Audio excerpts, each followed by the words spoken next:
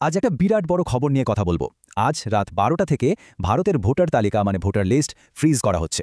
আর এটা কিন্তু কোনো গুজব নয়, একদম নির্বাচন কমিশনের তরফ থেকে আসা আনুষ্ঠানিক ঘোষণা। তো প্রশ্নটা হচ্ছে, আজ রাতের পর ঠিক কি হতে চলেছে? যাদের নাম কোনো কারণে ভোটার তালিকা থেকে বাদ পড়েছে বা এখনও যোগী হয়নি, তাদের জন্য এই শেষ সময়সীমাটার আসল মানেটা কি? সোজা কথায় বললে, আজ মাঝরাতের পর থেকে ভোটার লিস্টে আর নতুন করে কোনো নাম ঢোকানো বা বাদ দেওয়া যাবে না। যা আছে সেটাই ফাইনাল হয়ে যাচ্ছে। চলুন এবার একটু ভেতরের কথায় আসা যাক। আজ প্রধান নির্বাচন কমিশনার জ্ঞানেশ কুমার একটা প্রেস কনফারেন্সে এই বিরাট ঘোষণাটা করেছেন। তিনি জানিয়েছেন যে স্পেশাল ইন্টেন্সিভ রিভিশন, সংক্ষেপে SIR এর দ্বিতীয় পর্যায় শুরু হতে চলেছে।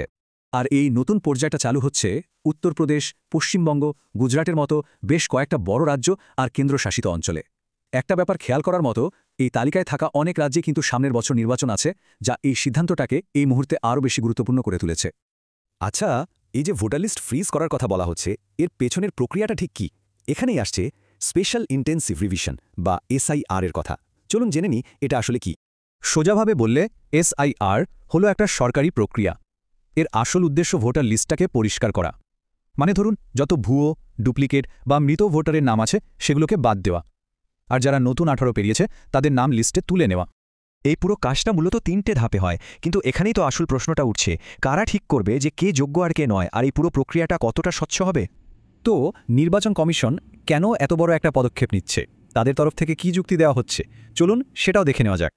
এই চার্টটা দেখলেই সমস্যাটা কতটা বড় তা পরিষ্কার বোঝা যায়। কমিশনের হিসাবে দেশে প্রায় 4 থেকে 5 কোটি ভুয়ো ভোটার আছে। ভাবুন একবার। আবার প্রতি বছর প্রায় 3 কোটি ছেলেমেয়ে 18 বছরে পা দেয়, অথচ তাদের অনেকেরই নামই লিস্টে ওঠে না। আর শহরে মাইগ্রেশনের কারণেও তালিকায় প্রচুর পুরনো নাম থেকে যায়। ব্যাপারটা আরও পরিষ্কার হবে 2023 সালের একটা রিপোর্টে। কমিশন তখন জানিয়েছিল, দেশের মোট 96 কোটি ভোটারের মধ্যে প্রায় 7.5 কোটি নামই হয় অবৈধ না হয় পুরনো। 7.5 কোটি, বিশাল একটা সংখ্যা, তাই না? আর এই কারণেই নাকি এই সংশোধনটা এত জরুরি। নির্বাচন কমিশন তাদের বিবৃতিতে পরিষ্কার বলেছে যে ভারতের ভোটার তালিকাকে সবচেয়ে নির্ভরযোগ্য ও স্বচ্ছ করে তোলার জন্য এই দেশব্যাপী বিশেষ অভিযান চালানো হচ্ছে। বেশ, তাহলে আমরা একদিকে কমিশনের যুক্তি শুনলাম, কিন্তু এবার আসা যাক বিতর্কের একেবারে কেন্দ্রে। এই যে ভোটার লিস্ট সংশোধনের প্রক্রিয়া, এটা কি সত্যি গণতন্ত্রকে আরও মজবুত করবে, নাকি এর আড়ালে ভোট নিয়ন্ত্রণের কোনো চেষ্টা চলছে? আইনের দিক থেকে দেখলে নির্বাচন কমিশনের হাত কিন্তু বেশ শক্ত। আমাদের সংবিধানের 324 নম্বর ধারা আর 1950 সালের জনপ্রতিনিধিত্ব আইনের 21 নম্বর ধারা, দুটোই কমিশনকে এই ক্ষমতা দেয়। এর মানে হলো, আদালতে গিয়ে এই সিদ্ধান্তকে চ্যালেঞ্জ করাটা বেশ কঠিন। আর এই পুরো প্রক্রিয়াটাকে অনেকেই কিন্তু একটা বড় ছবির অংশ হিসেবে দেখছেন। অনেকে মনে করছেন এটা আসলে এক দেশ এক ভোটার তালিকা তৈরির প্রথম ধাপ। ভবিষ্যতে লোকসভা হোক বা বিধানসভা, সব নির্বাচনের জন্য একটাই লিস্ট ব্যবহার করা হবে। কিন্তু এবার একটা বেশ উদ্বেগজনক পরিসংখ্যানের কথা বলি। কিছু ভেতরের খবর অনুযায়ী এই প্রক্রিয়ার ফলে প্রায় 4 থেকে 7 কোটি ভোটারের নাম তালিকা থেকে বাদ চলে যেতে পারে। হ্যাঁ, ঠিকই শুনছেন, 4 থেকে 7 কোটি। সংখ্যাটা কিন্তু মোটেও ছোট নয়। তো কাদের নাম বাদ পড়ার ঝুঁকি সবচেয়ে বেশি? দেখুন, এই সংখ্যাগুলো শুধু সংখ্যা নয়, এর পেছনে রয়েছে আসল মানুষ। তালিকায় কারা আছেন? যারা সদ্য 18 পেরিয়েছে সেই তরুণ তরুণীরা, যারা ভাড়া বাড়িতে থাকেন, ছাত্রছাত্রী বা চাকরির জন্য যারা এক শহর থেকে অন্য শহরে যান, গ্রামের দিকে যাদের ঠিকানায় সামান্য ভুলভ্রান্তি আছে, বা ধরুন আদিবাসী ও বনবাসী সম্প্রদায়ের মানুষজন। এদের নাম বাদ পড়ার আশঙ্কা কিন্তু সবচেয়ে বেশি।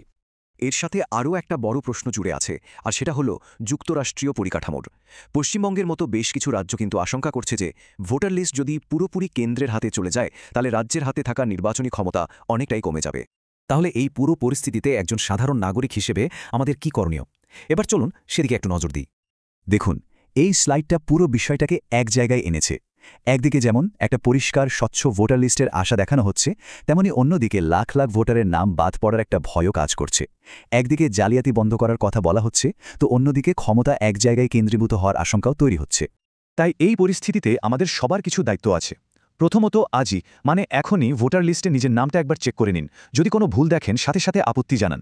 আর শুধু নিজে নয়, আপনার পরিবার, বন্ধুবান্ধব, পরিচিত সবাইকে এই ব্যাপারটা নিয়ে সচেতন করুন। শেষে একটা কথা মনে রাখা খুব দরকার, গণতন্ত্র কেবল ততক্ষণই টিকে থাকবে যতক্ষণ তার নাগরিকরা জাগ্রত এবং সচেতন থাকবে। সক্রিয় নাগরিক হওয়াটা শুধু আমাদের অধিকার নয়, এটা আমাদের দায়িত্ব। গণতন্ত্রকে বাঁচিয়ে রাখতে হলে আমাদের সকলকেই সচেতন থাকতে হবে। তাহলে শেষ প্রশ্নটা এটাই থাকলো, এই পদক্ষেপ বিশ্বের সবথেকে বড় গণতন্ত্রের জন্য একটা সুযোগ, নাকি একটা বড় সংকট? এর উত্তর হয়তো সময় দেবে, কিন্তু তার থেকেও বেশি নির্ভর করবে আমাদের, অর্থাৎ দেশের নাগরিকদের সচেতনতার উপর।